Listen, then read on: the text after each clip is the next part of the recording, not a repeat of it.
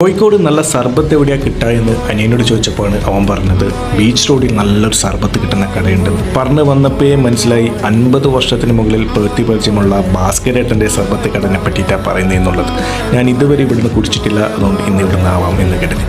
അവിടെ എത്തി അവിടുത്തെ തിരക്കുകൾ കണ്ടപ്പോൾ മനസ്സിലായി എന്തുകൊണ്ടാണ് 50 വർഷത്തിന് മുകളിൽ ഇതിവിടെ നിലനിൽക്കുന്നത് എന്നുള്ളത്.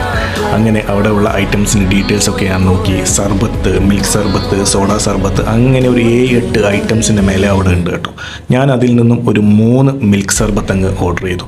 ഉണ്ടാക്കുന്ന കാണുമ്പോൾ വളരെ സിമ്പിളായിട്ട് തോന്നുമെങ്കിലും വീട്ടിൽ ചെന്ന് ഇതേപോലെ ഉണ്ടാക്കാൻ ശ്രമിച്ചാൽ ഇതിൻ്റെ അടുത്ത് പോലും എത്തൂല. അതങ്ങനെയാണല്ലോ, എല്ലാ ബിസിനസ്സിലും അതിൻ്റേതായ ടെക്നിക്സ് ഉണ്ടല്ലോ.